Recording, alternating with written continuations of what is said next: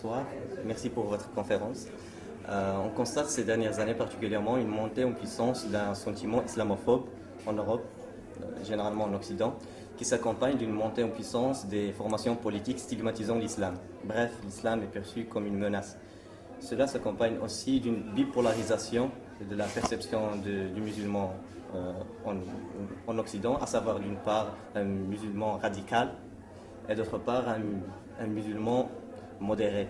Mais qu'est-ce qu'on entend par cette figure du musulman modéré? On voit aujourd'hui effectivement en Occident, en Europe, mais pas seulement, c'est aussi aux États-Unis comme en Australie, des mouvements qu'on peut appeler islamophobes, mais il faut définir ce qu'on entend par islamophobe. Islamophobe, ce sont des mouvements racistes ou des tendances racistes qui consistent à critiquer les musulmans par le seul fait qu'ils sont musulmans. Pas des gens qui posent des questions sur l'islam. C'est légitime de poser des questions sur l'islam ou d'être critique. Mais quand on stigmatise les gens par le seul fait qu'ils sont musulmans, c'est la même chose que ce qu'on fait par le seul fait que les personnes sont noires. Donc c'est du racisme. C'est ça qu'on entend par islamophobie.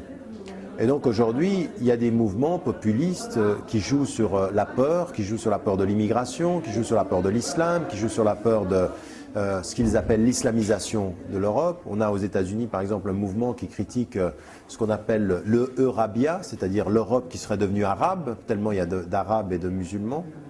Et donc, de ce point de vue, il faut qu'on en fasse la critique.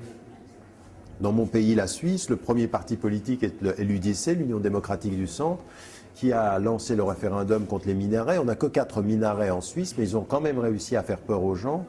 Et à 57%, les gens ont voté contre la construction des minarets. Vous avez cela en France, vous avez cela en Hollande, vous avez cela en Angleterre, vous avez cela en Suède, au Danemark, en Espagne. Vous avez des mouvements de plus en plus importants qui sont des mouvements populistes. Donc il faut s'opposer à ces mouvements-là qui jouent sur la politique émotionnelle et qui jouent sur la peur et qui jouent sur les réponses simples à des questions complexes et qui se présentent souvent comme des victimes. Ah, on est des victimes, des musulmans qui nous colonisent, etc. Nous, ce que nous avons à faire par rapport à ça, comme citoyens musulmans, mais pas seulement, c'est-à-dire tous les citoyens qui comprennent ce danger-là, parce que ça c'est un danger pour tout le monde, doivent s'unir et travailler ensemble, développer des alliances qui soient basées sur la citoyenneté, qui soient basées sur l'égalité des droits et qui soient basées sur une chose qui est importante, il ne faut pas islamiser tous les problèmes. Quand on a des problèmes dans le marché de l'emploi et qu'il y a de la discrimination, il faut réagir comme des citoyens qui luttons contre l'injustice sociale. La même chose pour ce qui concerne les ségrégations pour l'habitat, par exemple, où il y a des discriminations à l'habitat, où vous ne pouvez pas trouver d'appartement ou de maison dans des lieux, parce que des gens, quand vous avez un certain nom, ils ne vous donneront pas l'appartement. Donc voilà ce qui est en train de se passer aujourd'hui.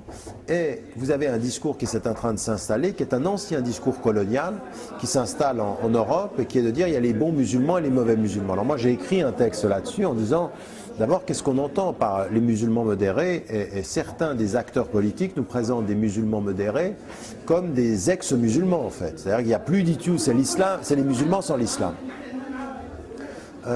C'est là aussi où les musulmans doivent pouvoir s'engager à faire un travail qui soit un travail d'explication de la complexité des tendances musulmanes et accepter la diversité. Nous aussi, nous sommes responsables de la façon dont on nous perçoit. Et nous avons un travail important dans la mise en évidence des différentes tendances musulmanes. Il y a des littéralistes, il y a des réformistes, il y a des soufis, il y a des rationalistes. Ça, c'est tout l'islam.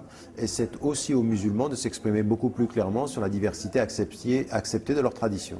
Est-ce que vous ne cristallisez pas ces craintes, cette incompréhension, à travers les nombreuses critiques qu'on vous adresse à titre personnel?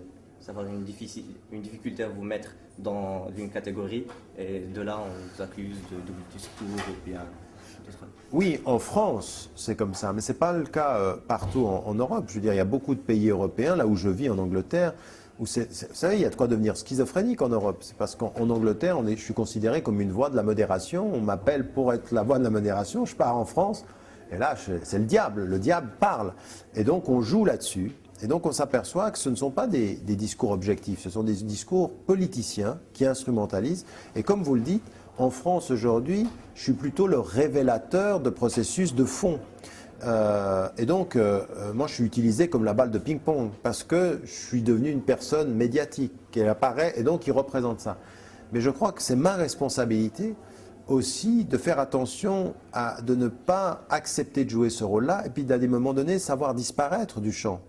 du débat pour laisser la place à d'autres acteurs qui sont qu'on peut pas sur lesquels on ne peut pas projeter autant de masse négative pour que eux prennent la parole. Et c'est en train de venir. Donc moi je suis dans la transition. À un moment donné, je vais disparaître de ce paysage-là et d'autres prendront la place qui auront une beaucoup plus grande force que moi. Parce qu'ils prendront la force du collectif alors que là pour l'instant je représente la possibilité de la cible individuelle. La cible individuelle doit disparaître. Donc moi je vais sortir de ce champ-là et vous allez avoir l'émergence qui arrive là maintenant de jeunes et de moins jeunes qui sont en train de prendre la parole, qui sont en train de s'autonomiser, qui sont français puis qui disent à la France vous n'allez pas continuer pendant longtemps à nous mettre à l'extérieur de la France. Nous sommes français autant que vous êtes français. C'est notre pays et l'avenir se fera avec nous. C'est ça la France. La France, l'islam est une religion française, il faudra compter avec nous. Et ceux-ci seront beaucoup plus entendus. Pourquoi? Parce qu'on n'aura pas le choix, il faudra les entendre. Alors vous aurez le discours de Marine Le Pen qui m'a dit à moi, il se serait bien que les musulmans changent de nom. Au lieu de s'appeler Mohammed, Abdelrahman ou Fatima, il faut qu'il s'appelle Alain, Sylvie.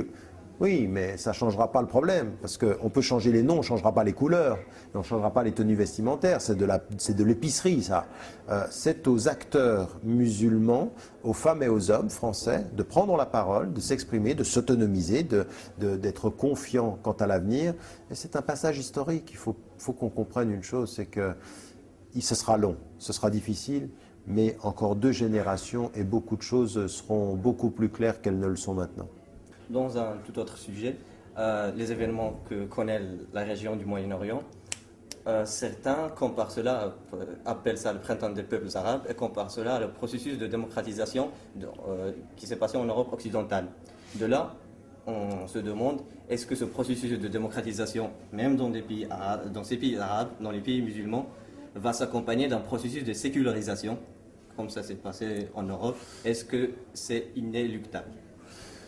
Non, d'abord, il faut faire attention au choix des mots, à la compréhension et à l'analyse des phénomènes. On est aujourd'hui, un verrou s'est brisé en Afrique du Nord et au Moyen-Orient avec la chute de Ben Ali, ça c'est une certitude. Maintenant, ce qui va advenir de ces révolutions, on est loin, loin, loin de ce qui s'est passé en Europe orientale. On est aujourd'hui dans des révolutions complètement inachevées. Personne ne peut prédire ce qui est en train de se passer.